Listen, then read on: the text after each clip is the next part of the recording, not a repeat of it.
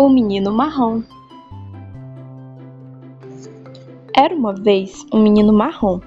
Ele era um menino muito bonito. Acho que dá para se ter uma ideia pelo desenho, que está logo aí virando a página. Caprichei no desenho do menino, mas acho que ele era muito mais bonito pessoalmente. Vou ter até que ajudar com algumas informações, que é para a descrição do menino marrom ficar mais completa. Sua pele era da cor de chocolate, chocolate puro, não aqueles misturados com leite. Não gosto de chocolate com leite, daí achar a cor do chocolate puro mais bonita. Os olhos dele eram muito vivos, grandes. As bolinhas dos olhos pareciam duas jabuticabas pretinhas. Aliás, pretinhas não, jabuticabas não são pretas. Para falar a verdade, tem muita pouca coisa realmente preta na natureza. Quando o menino ria, era aquela luz no meio do seu rosto marrom. O branco dos olhos diminuía e ficava aqueles dois tracinhos assim no lugar dos olhos. Um traço de cada lado do nariz, mas o brilho das duas jabuticabas permanecia. Os cabelos eram enroladinhos e fofos, pareciam uma esponja. Logo depois do banho, quando seus cabelos secavam, era um prazer ficar fazendo assim com os dedos em gancho, fofando a cabecinha do menino marrom. Sempre achei que seus cabelos eram pretíssimos, mas um dia um amigo especialista em identificação do Instituto Félix Pacheco me disse: não existem cabelos humanos absolutamente pretos, você sabia? E finalmente, falta descrever o seu nariz. Nariz de menino marrom nunca é pontudinho, ele cresce mais para os lados do que para a frente. O do menino marrom era feito de 3 bolinhas surgidas assim, de repente, no meio do rosto. Uma bolinha maiorzinha no meio e 2 menorzinhas, uma de cada lado de volta das narinas. Um desenho perfeito. No mais, ele era magrinho, de joelhos redondos e perninhas finas. As perninhas dele pareciam aquelas pilastras de varandas antigas. O peito era quadradinho e os ombros também. Um corpo muito bonito de atleta futuro. Os pés eram grandes, grandes mesmo para o tamanho dele. Ele vivia metido num velho par de sandálias de dedo. O menino marrom estava tão acostumado com aquelas sandálias que era capaz de jogar futebol com elas, apostar corrida, saltar obstáculos, sem que a sandália desgrudasse de seus pés. Vai ver, elas já faziam parte dele. Agora, falta falar se ele era alegre ou se era triste, se era um boa praça ou se era chatinho. Não, chatinho ele não era. Ele era muito curioso. E se existe gente grande que não tem paciência para menino perguntador, não é o menino que é chatinho. Mas eu confesso que às vezes ele exagerava. E o que o menino marrom inventava em casa? Nem sabia ler ainda e já jogava damas com o pai. Às vezes comia 4 pedras em carreirinha. Além disso, ele inventava seus próprios jogos, cada um mais maluco do que o outro. E nos jogos que ele inventava, só quem ganhava era ele. Não é que os jogos fossem uma grande invenção, nada disso. É que qualquer resultado que desse, a vitória era dele, pois as regras do jogo mudavam sempre de acordo com a vontade do inventor. Era um prazer prestar atenção nas invenções do menino marrom, sabe? Eu acho que ele era um menino muito inteligente.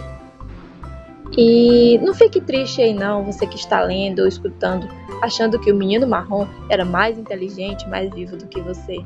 Não era. Sabe como é? Vai ver, eu tô só exagerando. Mas ninguém inventa tanta moda assim sozinho. É preciso ter um parceiro, alguém para soltar aquele riso frouxo, quando só os dois sabem exatamente de que segredo estão falando. E o menino marrom tinha o seu parceiro. Este é um menino cor-de-rosa. Bem, as crianças não são exatamente cor-de-rosa. Elas só têm essa cor em desenhos e em livros infantis. Que ele também era um menino muito bonito, acho que dá para ver pelo desenho, né? Tem algumas diferenças do menino marrom. Aliás, tem muitas diferenças. O cabelo dele era amarelado, mais para um amarelo do que para um castanho. Lisinho, como rabo de cavalo, só que muito, muito fino. Caía na testa e dançava com o vento de tão leve. Os lábios eram fininhos, como um risco debaixo do nariz. O nariz era pontudinho e os olhos eram meio azuis, meio verdes, meio castanhos, dependia do dia. Sua cor mudava da luz da manhã para a tarde. Mudava se ele estava na serra, no meio do mato ou na beira da praia, se era dia de chuva ou se era noite de lua. Todas as expressões do menino cor-de-rosa estavam nos olhos, que brilhavam de alegria quando ele via chegar o menino marrom, com as ventinhas do nariz se movimentando também, pedindo mais ar. Vou contar uma história dos dois, de quando eles ainda estavam aprendendo as primeiras letras. Uma história ótima. Eles já sabiam que A era A, que B era B, que C era C, e assim por D, ou melhor, por diante. Nas páginas do livro dos dois tinham lá os desenhos das letras grandes com as pequeninas do lado. Um dia, o menino cor-de-rosa viu o menino marrom chegar seguro pela mão do pai. Vendo assim, ao lado dele disse: "Ei, você é o minúsculo do seu pai." Quando a mãe dos dois contava as gracinhas dos seus filhos para as vizinhas, a gente nem sabe qual a história era de um e qual a história era do outro. Também não faria diferença. Os dois eram parceiros e numa boa parceirada tudo é feito junto. É isso, ouvindo conversas de adulto, vendo televisão todo dia, participando da Guerra nas Estrelas, os meninos de hoje estão sabendo mais do que todo mundo. Quer ver? Outro dia mesmo, os dois amigos estavam vendo um filme interplanetário e apareceu um desses heróis intergalácticos aí, descendo com sua nave num planeta qualquer. O menino marrom então perguntou para o menino cor-de-rosa: "O homem vai à lua de verdade?" E o menino cor-de-rosa respondeu: "Atualmente não." Assim mesmo, atualmente não. E completou: "Eles iam antigamente." Os meninos viam velozes naves cruzando o espaço sideral, viam as brigas intermináveis de gato e rato, viam super-heróis voadores e cheios de superpoderes, viam beijos, abraços e muita paixão na mágica tela da televisão ligada o dia inteiro. Mas mesmo assim, e por um mistério qualquer, achavam tempo para ficar horas e horas folheando os livros de história que ganhavam, e mesmo os velhos antigos livros que os pais tinham esquecido na estante. Não sei se eles liam muito porque prestavam atenção em tudo, ou se prestavam atenção em tudo porque liam muito. Agora, eu preciso saber quando é que foi essa história. Não é difícil descobrir. Pelo tipo de coisa que aconteceu aquele dia na escola, eles estavam no ensino fundamental. Sem dúvida estavam. Foi numa tarde. Os dois brincavam com suas cores quando o menino marrom misturou todas as tintas que tinham na caixinha da aquarela, todas as cores do arco-íris. E aí, sabe o resultado que deu? A mistura das cores deu um marrom forte, com a cor do chocolate puro. O menino marrom olhou para aquela cor que tinha inventado e falou: "Olha aí, é a minha cor." Os olhinhos do menino cor-de-rosa brilharam como eles brilhavam diante de suas descobertas. E ele disse: "Sua cor é a soma de todas as cores." O menino marrom ficou muito feliz, criou sua cor e achou que era bom. Justo no dia seguinte, a professora resolveu mostrar para eles o disco de Newton. Todo mundo conhece o disco de Newton, não é verdade? Esse disco é o seguinte: um pequeno círculo de metal, plano como um disco comum, dividido em raios, como a roda de bicicleta. São 7 espaços entre os raios, cada espaço com uma das cores do arco-íris.